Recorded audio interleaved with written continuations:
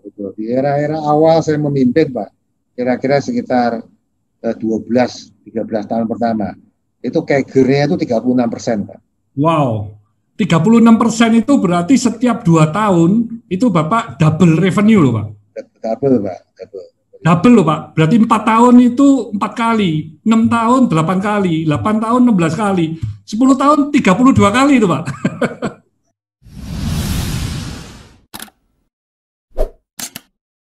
Nah, Pak Damek, itu kalau saya lihat ya bisnis keluarga, ini terutama yang keluarganya 2-3 itu aja sudah banyak masalah ya. Nah, Pak Damek ini kan harus bekerja sama dengan 10 saudara. Ini kan sesuatu yang wah itu sulit sekali karena masing-masing pihak ini kan punya kepentingan atau keinginan yang berbeda-beda ya.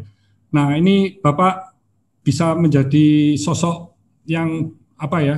Padahal yang anak paling kecil tapi bisa mengkoordinasikan semua kondisi ini sesuai dengan tujuan dari perusahaan itu tadi nggak mudah itu Pak.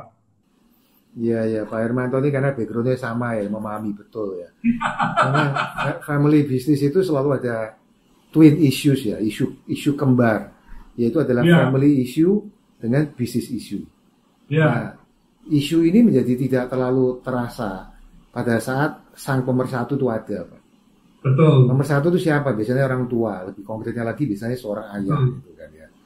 Nah, saya memang ini unplanned ya. Ini by default. Anak paling kecil, ayah udah meninggal gitu.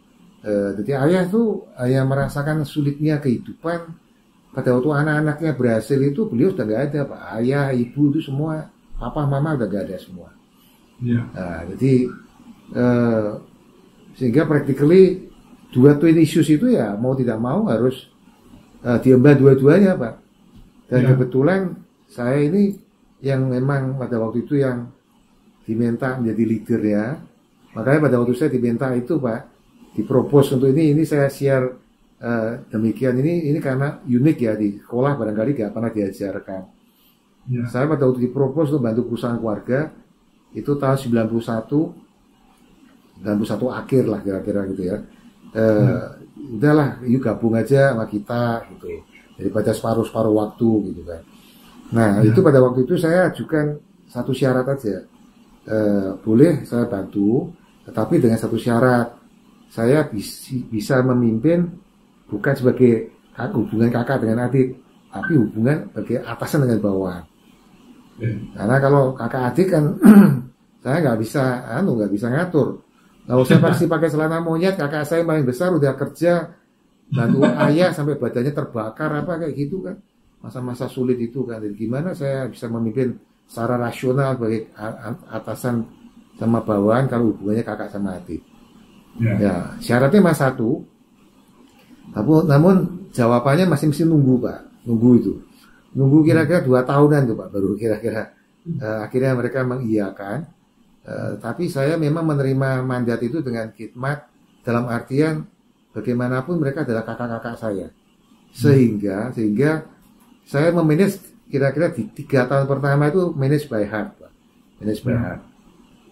Sehingga banyak hal yang hal bukan bisnis, yang lebih ke family issue misalnya gitu, itu juga termasuk yang saya anggap bagi bagian dari tanggung jawab saya. Tetapi kemudian menjadi semakin kewalahan pada saat bisnisnya membesar. Ya Pak Hermanto tentunya juga bisa cerita lebih banyak lagi pada saat bisnis membesar itu kompleksiti itu di sana, Pak. Gitu. Semakin kompleks dan bisnis isunya juga tambah banyak gitu. Dan itu memang menjadi very challenging, Pak. Tapi saya sangat yakin ya, Pak Damek di 3 tahun pertama, meskipun setelah perusahaan itu bertumbuh berkembang dengan sangat pesat, itu pasti Bapak melakukan banyak sekali pengorbanan diri Bapak sendiri ya, sehingga Garuda Food itu bisa sampai seperti sekarang. Karena tanpa pengorbanan seorang leader itu pasti tidak bisa itu bersatu utuh sampai saat membesar ini. Itu kendalanya pasti banyak itu. Saya yakin sekali itu, Pak. Iya, Pak Hermanto ini sambil tanya sambil sebetulnya meyakinkan saya bahwa ya, seperti itu gitu ya, sehingga saya biar story lah Pak ya. ya, memang betul gitu lah. Pemimpin di mana-mana Pak, pemimpin itu melayani Pak, pemimpin itu di mana-mana melayani. Dan, ya karena ada bagus ya, karena saya merasa saya juga punya banyak utang budi dengan saudara-saudara saya sekolah ngerangkep itu juga dari keringat mereka yang pada waktu itu kerja bantu ayah gitu ya. Sehingga ya saya anggap ini waktunya buat saya untuk repay gitu kan. Ya sederhana aja lah, orang itu kalau ada kesempatan tuh bisa membayar hutang ya dibayar kan gitu kan, biar segera bebannya berkurang gitu kan. Di awal itu mestinya ada satu kakak perempuan Pak Damek yang sudah bekerja kacang, yang mana akhirnya Pak Damek ajak supaya jadi satu ya Pak ya? Jadi gabung. Oh ya, itu tahun 95 kalau saya. Itu mamanya Pak Hartono sama Pak Ardianto ya Pak? Bukan, itu adiknya mamanya Hartono. Oh masih adik ya? Adiknya, jadi iji saya itu, kakak perempuan saya itu dari dulu memang sama papa itu dibuatkan bisnis terpisah dari saudara laki-laki ya. Ya. Yang laki-laki kacang atau tepung tapioka dan kemudian kacang kulit, yang perempuan ini kacang atom. Kalau ibunya Hartono sama Hardianto, karena dia udah menikah dari jauh lebih duluan, kemudian merintis usaha sendiri dengan suaminya di Semarang, Pak. Di Semarang. Walaupun belakangan kemudian akhirnya bergabung di satu juga. Bapak justru gabungin semuanya ya, jadi satu semua ya? Iya, puji Tuhan itu. Puji Tuhan akhirnya paling tidak itu apa di alam sana juga senang gitu ya. Yang dunia ada satu dua yang di luar, sekarang udah jadi satu semuanya. Di satu semuanya sehingga ya tugas papa selesai lah dengan begitu. Iya, iya. Tapi luar biasa lah Pak Damek ini bisa mempunyai satu strategi bagaimana mentransformasi bisnis kacang yang B2B tadi bisa menjadi bisnis yang sangat besar dan sukses ya. Nah kalau sisi terobosan yang Bapak lakukan itu yang berdampak sangat besar di awal-awal itu apa Pak? Yang bisa membuat satu terobosan ya? Ya sebetulnya saya itu awalnya, saya ini kan otodidak ya Pak ya, dalam segala hal, banyak hal katanya otodidak kan. Ya, belajar sendiri gitu. Yang saya nggak otodidak itu hanya gelar sarjana ekonomi dengan hukum aja. Yang lainnya itu saya otodidak.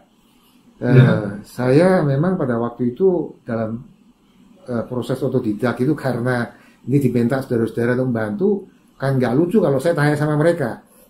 Gimana idenya gitu kan, nggak lucu Pak ya. Ya tahu nggak tahu ya saya harus merasa otak saya sendiri gitu, harus gayanya sok tahu gitulah gitu. Nah di situ saya berpikirnya sederhana Pak Hermanto. Saya berpikir begini, bisnis itu kalau untuk mau bisa maju harus profit ya, harus making profit. Untuk bisa making profit ya harus bisa jualan kan gitu gampangnya. Nggak ada penjualan nggak ada profit. Walaupun ada penjualan belum tentu ada profit gitu ya. Tetapi kalau mau ada profit, syarat mutlak awalnya adalah harus ada penjualan. Disitulah kemudian saya berpikir sederhana, penjualan harus saya benahin dulu. Saya start dari penjualan Pak. Disitulah kemudian saya keliling membenahin distribusi yang dipegang oleh agen-agen kami Pak. Di seluruh Indonesia itu agen kami banyak.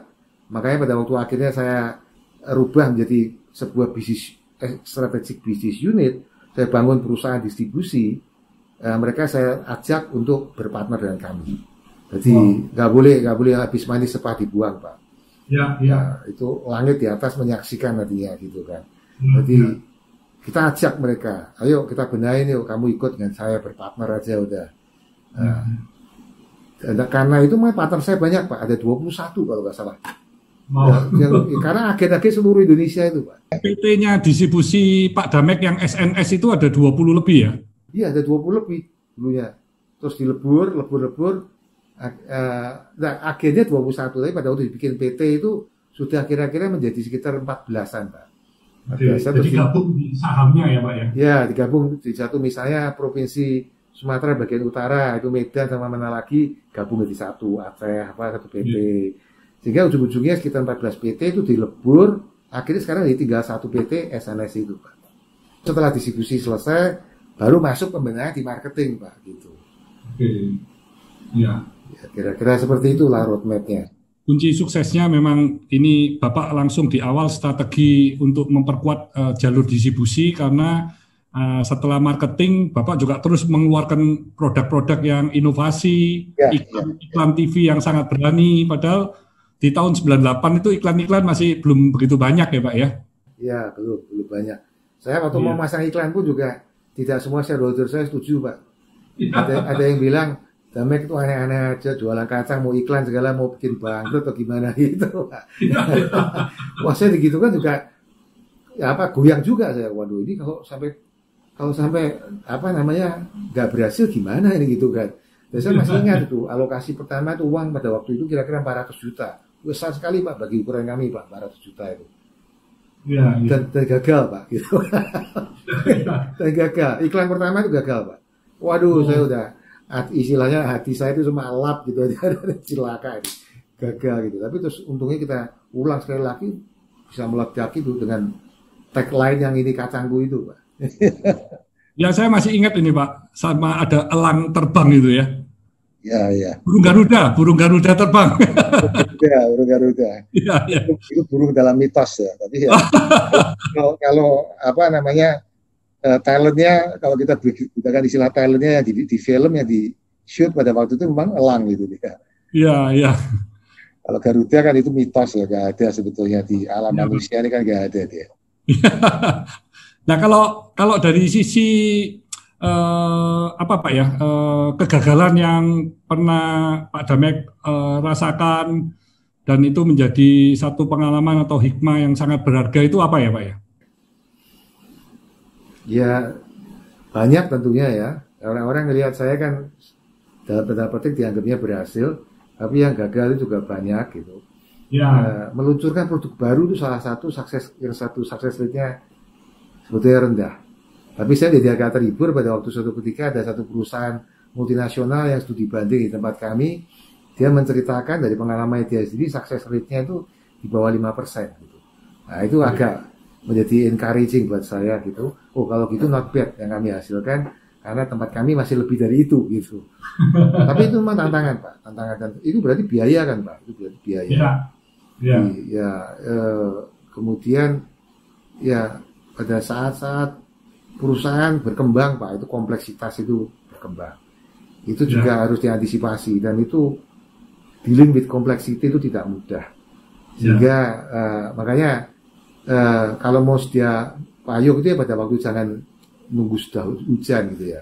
Artinya membenahi perusahaan itu ya pada saat perusahaan itu masih sehat gitu. Itu yang dikatakan transformation management itu sebenarnya dari situ ya. Dilakukannya justru pada saat perusahaan lebih baik. Makanya pada saat sekarang perusahaan ini dipegang oleh profesional, Garuda Food ya relatif berjalan dengan cukup lancar karena itu sudah disiapkan Pak. Bangun sistemnya, bangun budayanya, segala sesuatunya sudah dipersiapkan. Orangnya, organisasinya pasti. Itu Pak Hermanto bisa cerita lebih banyak lah sekali lagi itu. Fondasinya Pak Damek sudah persiapkan dengan sangat baik, sehingga sekarang kan memang sudah benar-benar menjadi world class company lah Pak. Nah waktu Bapak terus berkembang itu rata-rata pertumbuhannya kan bisa double digit setiap tahunnya ya Pak ya. Itu yang menyebabkan kadang dari sisi sporting di accounting finance ketinggalan, mungkin di sisi financial yang ketinggalan, atau di produksi yang ketinggalan. Nah itu terus-menerus kejar-kejaran ya itu tadi ya Pak ya. Betul. Di era-era awal saya memimpin Pak, kira-kira sekitar 12-13 tahun pertama, itu CAGR-nya itu 36% Pak. Wow, 36% itu berarti setiap 2 tahun itu Bapak double revenue loh Pak. Double Pak, Double loh Pak, berarti 4 tahun itu 4 kali, 6 tahun 8 kali, 8 tahun 16 kali, 10 tahun 32 kali itu Pak. Jadi 12 miliar Pak. Jadi triliun ya? Ya itu jadi luar biasa. Itu luar biasa Pak. Itu saya bilang tadi itu kayak rezeki disurahkan dari langit Pak. Betul. Manusia itu harus kerja keras. Harus kerja keras. Selebihnya kita bawa dalam doa Pak. Kita bawa dalam doa. Tapi berdoa toh juga nggak bisa kalau nggak kerja keras gitu. Tapi kerja keras saja kalau kerjanya menipu orang terus juga akhirnya akan gagal juga gitu. Iya, iya. Nah ini Garuda Food ini sampai saat ini meskipun di masa pandemi saya melihat kan juga terus berkembang ya, ekspansi dan bahkan tahun lalu ada akuisisi Procis ya Pak ya, yaitu perusahaan Oh, keju lokal yang terbesar di Indonesia ya. Nomor dua, Nah Pak, ini nomor dua setelah Kraft ya. yang saya terbesar ya, selalu Pak. saya selalu ngomongnya ini kan perusahaan lokal ya Pak ya. Kalau Oh iya, perusahaan iya. lokal, Kalau lokal betul. Kalau lokal betul. Ini nasionalismenya luar biasa nih Pak Hermanto. iya, jadi saya lihat, wah Procis ini hebat nih, perusahaan keju nasional yang number one ini gitu ya. Jadi ini memang strateginya Garuda Food supaya growth-nya itu bisa ini Pak ya, terus dijaga dengan sehat ya Pak. Iya kan pertumbuhan bisnis itu kan memang seperti yang Bapak juga sudah cukup mengenalnya dengan baik ya. Kan dia tumbuh bisa dengan organik dengan inorganik, Pak. Pada saat organik itu sampai tingkat tertentu kan pasti ada speednya itu akan mulai pelan-pelan akan melandai itu ya. Itu hukum alam ya, hukum alam. Seperti kayak orang naik sepeda motor Pak atau mobil Pak. Kalau first nailer pertama dimasukkan itu ditarik sepeda motor kan langsung 40 km per jam, keluar lagi 70, 90, habis itu pelan-pelan kan naiknya pelan-pelan dia. Nah, pada saat itulah kemudian dengan catatan organisasinya juga udah siap, bisa mulai melakukan masuk tahapan inorganik. Tapi inorganik itu risikonya tinggi, Pak. Nah, itu juga nanti pertanyaan Pak Hermanto, apa salah satu tantangan yang terberat pada waktu saya mulai mengawali itu, Pak. Pakai keliru-keliru, Pak. Dan itu menimbulkan kerugian yang nggak kecil. Ongkos sekolahnya memang mahal, Pak. Ongkos sekolahnya memang mahal. Nah, sekarang yang tidak perlu mengulang kesalahan yang sama itu anak-anak saya. Pada waktu saya bukakan usaha terpisah, pada waktu dia juga melakukan pertumbuhan yang katakanlah dengan cara akuisisi, itu step-stepnya sudah dilakukan dengan cara yang sudah lebih sistematis, lebih terstruktur gitu. Nah, kalau bisa dilakukan begitu ya, tentunya success rate-nya akan lebih baik. Jadi akuisisi Procis tadi yang Bapak tanyakan itu adalah bagian dari strategi inorganik tadi, Pak. Karena memang cari perusahaan atau target seperti kayak Procis ini Pak, MBR, PT-nya yang juga sudah go public, itu di Indonesia ya one and the only Pak gitu. Atau Pak Hermanto mau ambil alih Pak? Enggak. memang kan cash cow-nya Avian itu kan udah banjir cash gitu Pak. Jadi saya memang ngamati, waduh Pak Damek ini luar biasa ini. Ini perusahaan-perusahaan bagus pun dirangkul semua sehingga Garuda Food-nya jauh lebih sehat ya Pak ya. Nah ini kalau masa pandemik ini bagaimana nih Pak? Masa pandemik ini apa ada strategi khusus yang dijalankan Garuda Food sehingga bisa tetap eksis dan bertumbuh ya Pak ya? Ya pertama kita harus sadar masa pandemi ini sebetulnya juga berdampak terjadinya perubahan pada perilaku konsumen Pak. Consumer behavior itu berubah Pak, berubah. Buying behavior berubah, buying behaviornya berubah, banyak inilah perubahan-perubahan pada pasar gitu. Sehingga dalam situasi begini, kalau di tempat kami itu kami slogannya yang kita komunikasikan secara masif itu diberi namanya anti bau Pak. Anti bau itu singkatan dari business as usual. Jadi nggak boleh business as usual, itu harus anti business as usual. Disitulah kita terus didorong kreatif dan inovatif. Esensinya seperti itu aja. Dalam berbagai hal Pak, never stop thinking. Makanya tagline kami itu juga demikian karena memang kebetulan di consumer good Pak Hermanto juga tentunya sudah sangat familiar tentang hal ini. Salah satu key success factor-nya itu adalah memang inovasi Pak. Tagline-nya itu adalah leading in innovation itu karena salah satunya key success factor itu adalah innovation ya. Setuju Pak. Ini saya lihat Bapak juga melakukan buyback saham ya. Nah ini saya mesti harus invest nih sahamnya Garuda Food nih Pak. Cino ikut hokinya Pak Damek. Hokinya Pak Hermanto udah luar biasa Pak. Enggak Pak. Ini Pak Damek dalam era saat ini pun apa juga aktif ini ya dari sisi apa e-commerce ya Pak ya. Ini kan semua serba digital ya. Tempo hari saya pernah dikirimin oleh Pak Hardianto itu kalau mau pesan-pesan produk-produk dari eh, produknya kacang Garuda apapun ini ada itu bisa langsung dipesan dan deliver gitu ya. Iya Pak, kita memang mengantisipasi perubahan apa e-commerce ini sudah jauh-jauh hari ya, sudah jauh-jauh hari. Jadi kalau Sun Tzu mengajarkan kalau musuh nggak bisa dilawan ya dirangkul aja gitu kan. Ya, jadi kita udah tahu mereka itu digital apa e-commerce yang berbasis pada digital ini is unstoppable Pak, unstoppable. Dan kalau kita tidak segera berkolaborasi, kita akan tertinggal. Nah, belief itu yang kemudian membuat kita juga proaktif Pak. Mau Tokopedia, mau Bukalapak, semuanya Pak, kita sudah berkolaborasi dengan mereka. E-commerce itu sudah jalan semuanya dengan cukup baik dan kita termasuk salah satu consumer good yang berkembang cukup baik ya. Kalau dibandingkan dengan yang lain-lainnya, kita termasuk salah satu yang berkembang cukup baik. Karena kita memang benar-benar berorientasi untuk mencari solusi, Pak. Di mana ada hambatan, pokoknya sama-sama duduk sama-sama cari solusinya. Melakukannya memang lebih cepat mulai tahun lalu sudah melakukan itu. Iya, Pak. Harus. E-commerce itu akan jadi salah satu kekuatan, Pak. Nggak boleh terlambat. Iya. Nah, Pak Damek, ini Pak Damek bagaimana mempersiapkan manajemen yang dikelola oleh family atau keluarga ke arah profesional, atau Pak Damek mengkombinasikannya ya? Iya, jadi seperti yang saya katakan tadi, kalau kita bicara change management ya Pak, ini sedikit bicara konsep ya.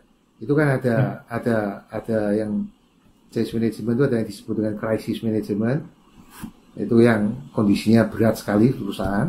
Ada yang turnaround management, ada masalah tapi kondisinya belum kritis. Ada yang kondisi change management yang ketiga, yang kondisi perusahaan baik-baik saja, tetapi mengantisipasi perubahan ke depan harus dilakukan transformasi.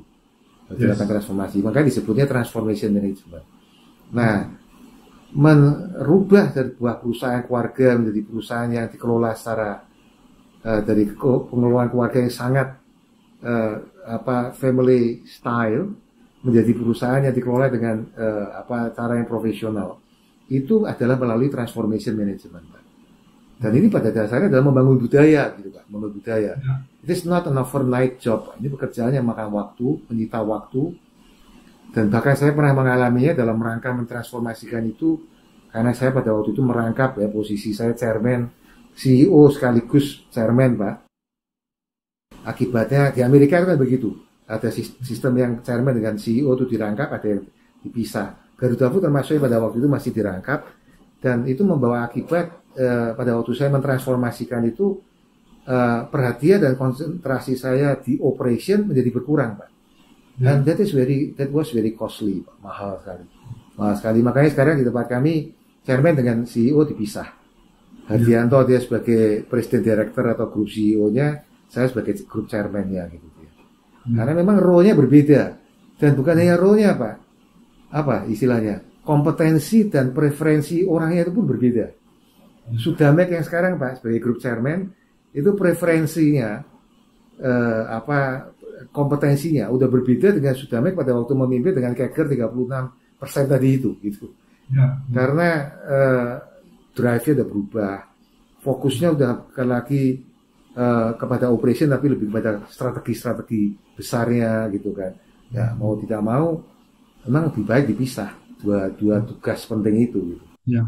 Ini menunjukkan satu kehebatan dari Pak Damek lagi nih. Jadi bisa membuat next generation ini lebih siap ya, bisa melepas posisi CEO.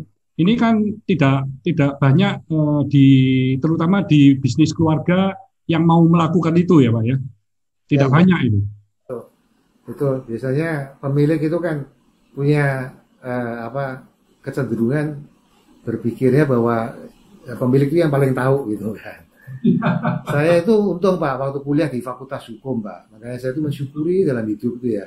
Perjalanan hidup saya itu banyak yang saya dapatkan hal-hal seperti itu. Salah satu dosen saya itu bilang gini Pak, setiap manusia, dia mengucapkan dalam bahasa Belanda peribahasanya. Dia mengatakan bahwa setiap manusia, either man, itu adalah anak dari zamannya masing-masing. Is Hetkin van Hunted, dia bilang gitu. Either man is Hetkin van Hunted. Setiap manusia itu adalah anaknya dari zamannya masing-masing. Nah, kita harus tahu, dalam satu masa kita ini sebagai pemimpin, sebagai apa, kita mungkin aset, Pak. Tapi suatu ketika bisa berubah jadi liability loh, Pak. Ya. Nah, saya tidak mau sampai itu terjadi terlambat gitu. Ya. Makanya orang itu jangan merasa terus dirinya itu bisa berkontribusi tanpa batas waktu. Tidak ada kejadian seperti itu. Hukum alam mengatakannya berbeda, Pak. Tetap ada batasnya, Pak. Ya, ya. Nah ini saya belajar banyak nih dari Pak Damek ya. Moga-moga semua sobat sukses yang juga di family business juga bisa menyimak dan menjalankannya gitu ya. Itu yang nggak mudah itu. Ya, tapi kalau masih potensinya hebat ya Pak Hermanto, jangan buru-buru berpikir jadi chairman dulu Pak. Jangan, Pak Hermanto ini drive-nya masih luar biasa, kreativitasnya masih sangat luar biasa. Itu masa-masa terbaik jadi CEO memang Pak. Jangan jadi chairman dulu Pak. Iya, saya mesti belajar banyak dari Pak Damek ini. Jadi kita juga mesti tahu ya Pak ya, ini eranya ini memang perubahan yang saat ini kan cepat sekali ya. Bukan cuman kalau dulu buat visi kan 5 tahun, 10 tahun gitu ya. Sekarang kadang-kadang 1 tahun ke depan aja nggak bisa diprediksi gitu Pak ya, apa yang akan terjadi gitu ya. Nah, dari sisi Pak Damek sendiri gimana nih Pak? Visi Garuda ini berapa tahun ke depan itu apa sudah dicanangkan Pak? Mau 5 tahun atau 10 tahun atau memang itu sangat dinamis?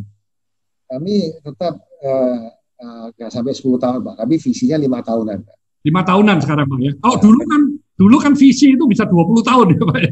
Ya Pak, tapi kita belajar bahwa visi itu 5 tahunan itu yang lebih realistis. Yes. Itu pun Pak, itu pun tidak bentuknya bukan menggunakan strategic planning Pak. Karena bagaimana merencanakan 5 tahun ke depan, besok aja kita nggak ada kepastian kok.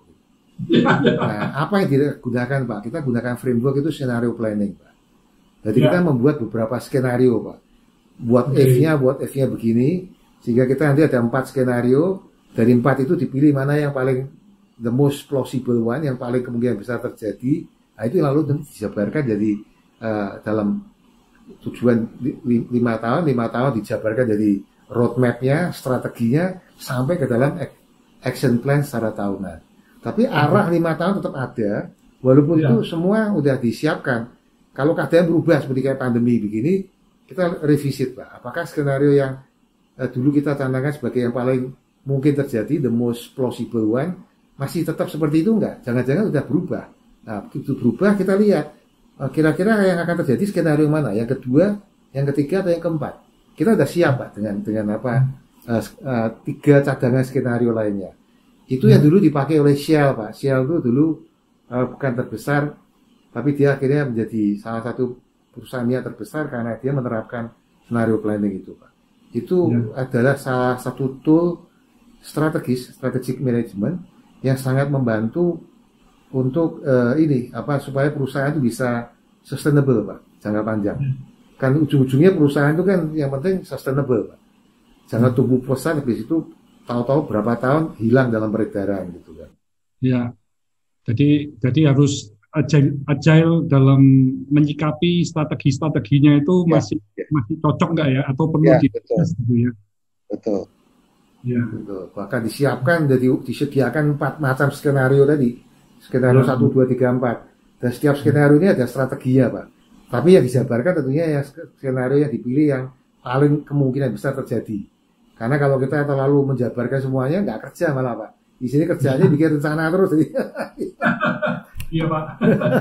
Sederhana saja. Bagaimana bahwa bisnis itu untuk bisa langgeng Pak, bisa sustainable, itu memang harus ditangani, dibangun, dikelola dengan hati Pak, harus dengan hati.